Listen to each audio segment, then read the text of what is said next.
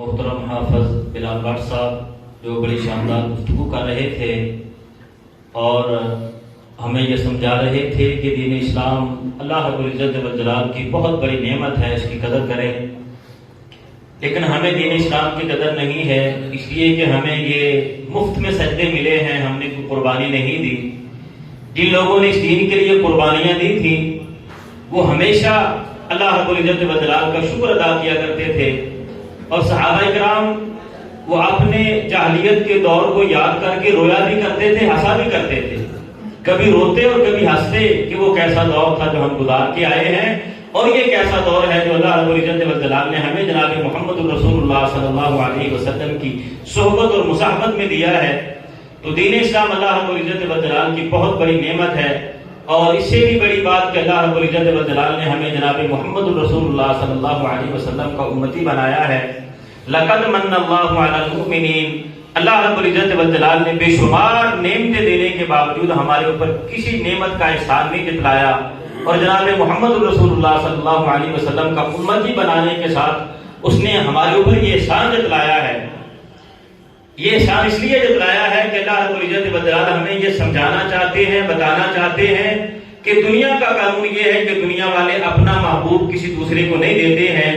میرا تمہارے اوپر سب سے بڑا احسان یہ ہے کہ میں اپنا محبوب تمہاری جھولی میں ڈال رہا ہوں۔ فرمایا جناب محمد رسول اللہ صلی اللہ علیہ وسلم نے کہ انما انا رحمت مغدات، میں اللہ رب العزت والجلال کی وہ رحمت ہوں جو اس نے تمہاری جھولی میں ڈال دی ہے۔ تو اس کی بھی قدر کریں کہ اللہ رب العزت والجلال نے ہمیں جناب محمد رسول اللہ صلی اللہ علیہ وسلم جیسا پیر و مرشد عطا کیا ہے۔ اب میں دعوت خطاب دیتا ہوں امیر محترم قاری شیخ العابد صاحب کہ وہ آئیں اور اپنے خیالات کا اظہار فرمائیں۔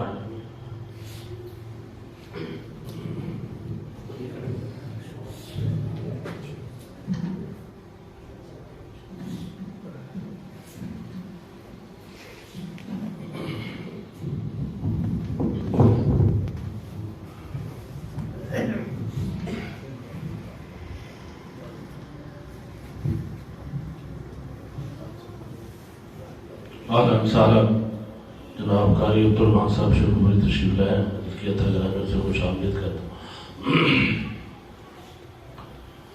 احمدہ و صلی علی رسولہ الکریم۔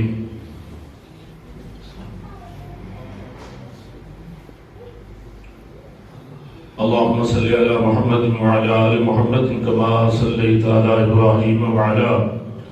آل ابراہیم انکا حمید مجید۔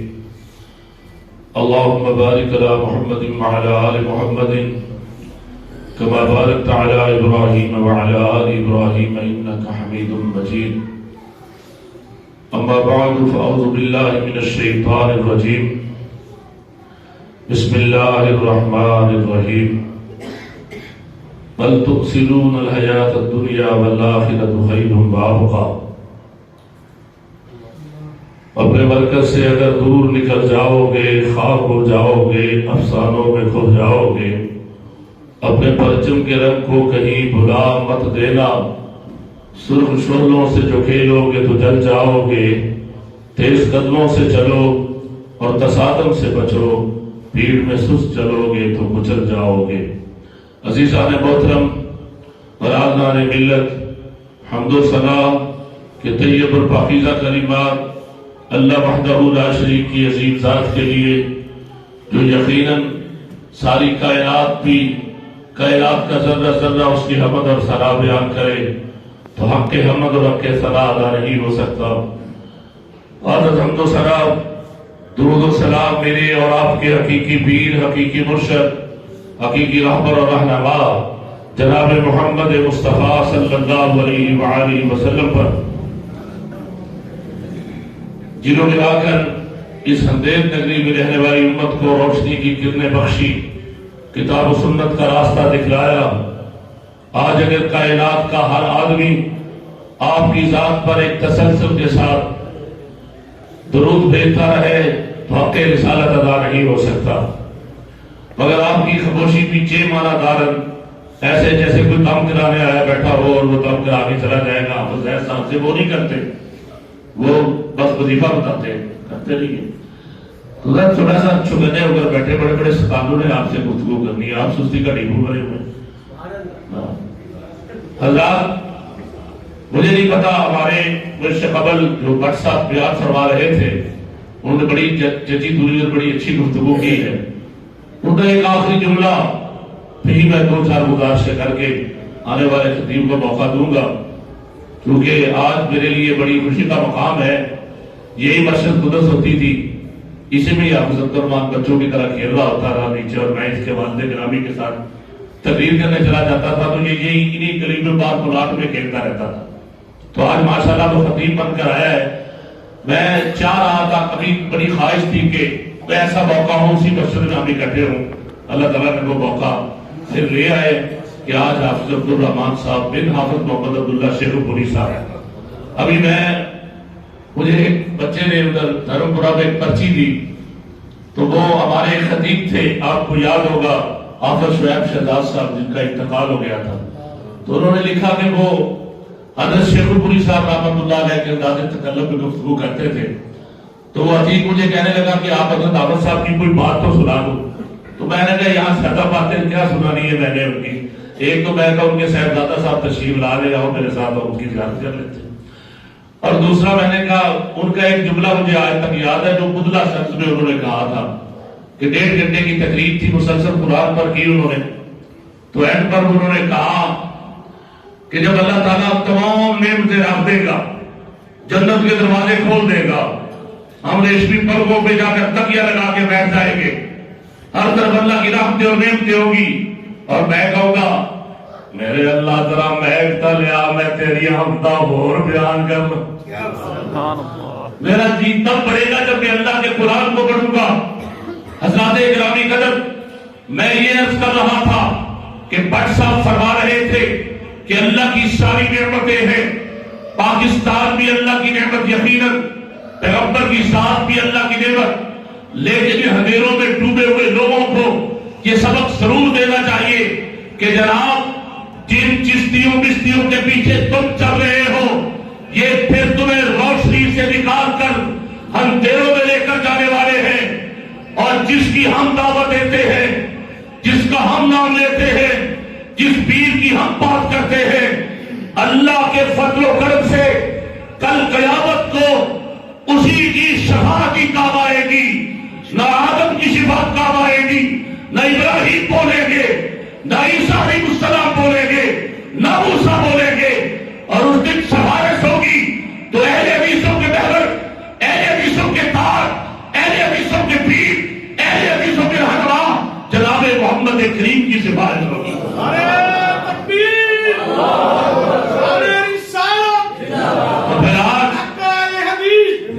آج کون سا عمل والے ہیں کہ تم اپنے اماموں کی بات کرتے ہو، اپنے پیروں کی بات کرتے ہو، اور جن کو سوائے کتے ککڑ لڑانے کے علاوہ، نشے میں رہنے کے علاوہ، گدوں گدیوں پر قبضہ کرنے کے علاوہ، غلے چاٹنے اور لوٹنے کے علاوہ کوئی کام نہیں۔ مثل مصطفیٰ کا وہی کام ہے جو صدیق نے اپنی صداقت کے ساتھ کیا، مسلک حقہ کا وہی کام ہے جو فاروق نے جرأت و عدالت کے ساتھ کیا، اور آج مسلک حقہ کی دعوت کا وہی کام ہے جو سیدنا عثمان نے سخاوت و حیا کے ساتھ کیا۔ مسلک حدیث کا کام وہی ہے جو حیدر کرام نے جرأت و وفا کے ساتھ کیا۔ تو اللہ کے فضل و کرم سے آج ان کے سچے ہیں، ضرور نہیں اس صادر صدی میں جس نے بڑے بڑے لوگوں کو للکارا اور میاں والی کی جیل مظفر گڑھ کا مطالعہ آج بھی گواہی دیتا ہے کہ جب قائد اسلامی ملت، قائد ملت علامہ شریف کو پلاٹوں پہ روزے کی حالت میں لٹایا جاتا تھا تو وہ کہتا تھا سن لو گندی نصیبوں، سن لو ترواریوں بیزاریوں، طریف فراسو شریف فراسو، کان توڑ کر سن لو، اس ملک میں آئے گا، میں چلا بھی کیا تب بھی،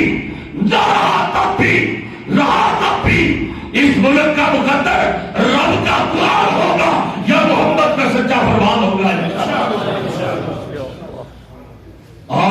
آج میں کس کی ضرورت لگی؟ ہمارے اندر یہ ضرورت کیوں نہیں پیدا ہو رہی؟ ہم کلمہ توحید کہتے ہوئے کیوں شرماتے ہیں؟ اور اللہ کے فضل و کرم سے میں نے کہا ایک جگہ کہ تم اپنے پیر کی، تم اپنے رہبر کی، تم اپنے بڑوں کی ایک ضمانت دے دو، ان کی ساتھ کی، ان کی بات کی، ان کی گفتگو کی، اور ہم سے لینی ہے تو لے لو۔ کہا یار دے یار دے، آج کہا کہ میں رات کے تھوڑے حصے میں آسمانوں پہ گرا ہوں، معراج کے ذریعے وہاں سے واپس آیا ہوں۔ کہا کہنے والا کون ہے؟ اگر کوئی کہے سنو جرت والی بات ہے، کوئی کہے تو یہ بات مانی جا سکتی ہے۔ کہا مان لو۔ کہا تیرے پیر آمنہ کے لال نے یہ بات کہی ہے، صدیق تیری صداقت کو سناؤ۔ جرت کے ساتھ بولے، کوئی لکھنے والا ہے تو لکھے کہ اگر کائنات کے امام نے یہ کہا تو سورج بدل کر طلوع ہو سکتا ہے، کائنات کا نظام طرف برق ہو سکتا ہے، مگر آمنہ کے لال کا فرمان بدل نہیں ہو سکتا۔ اور یہ جرت اور ہمت آج اللہ کے فضل و کرم سے ہم ہر جگہ گلی گلی نگر نگر میں کہہ رہے ہیں کہ لوگوں آج تک قرآن محفوظ ہے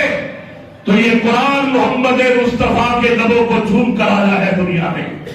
اور آج تک حدیث مصطفیٰ موجود ہے، اور انشاءاللہ قیامت تک حدیث بھی محفوظ رہے گی۔ ہمارا یہ دعویٰ ہے کہ قرآن بھی منزل نکلتا ہے، حدیث بھی منزل نکلتا ہے، قرآن بھی اللہ کے حکم سے نازل ہوتا ہے، اور محمد مصطفیٰ بھی اللہ کے حکم سے بولتا ہے۔ کسی کو شک ہے تو آئے آزما کر دیکھ لے، آج تک اللہ کے فضل و کرم سے قرآن و صدیق، قرآن و حدیث، فاروق، صدیق، علی، حیدر رضی اللہ تعالیٰ عنہ، ابو ہریرہ رضی اللہ تعالیٰ عنہ، ایسے ایسے صحابہ جو حدیث سیکھتے رہے۔ ابو ہریرہ رضی اللہ نے پوچھ بھی لیا کہ آقا کبھی آپ نظام کے موڈ میں ہوتے ہیں، کبھی غصے کے موڈ میں ہوتے ہیں، تو کیا آپ کی ہر بات نوٹ کر لیا کرے؟ کہا ابو ہریرہ یہ دین ہے، یہ رہنما ہے، یہ رہبر ہے، یہ ہمارا پیغمبر ہے، یہ امام الانبیاء ہے، یہ شفیع الانبیاء ہے، یہ شافی روزے جزا ہے، یہ پیغمبر سوا ہے۔ کہا ابو ہریرہ ہر بات لکھا کرو، میرا اللہ میری زبان پر حق کے علاوہ کوئی بات جاری ہی نہیں ہونے دیتا۔ اگر یہ بات کسی کے لیے کہی ہے تو وہ بولے، نہیں کہی تو آؤ اہل حدیث کی مریدی میں آ جاؤ، پھر تمہیں ویسے سے یہ مسلمان اور مبارک بنا کر قرآن کی آیات سے جا کر حدیث سمجھا کر تمہارا عقیدہ درست کریں گے، تمہارے معاملات درست کریں گے، تمہاری نبی سے محبت درست کریں گے۔ انہی بات پر اتفاق کرتے ہوئے کہوں گا کہ لازار ہے جس پہ حسن، حسن رسول ہے، یہ کہہ کے ساتھ آپ کے قدموں کی دھوپ ہے۔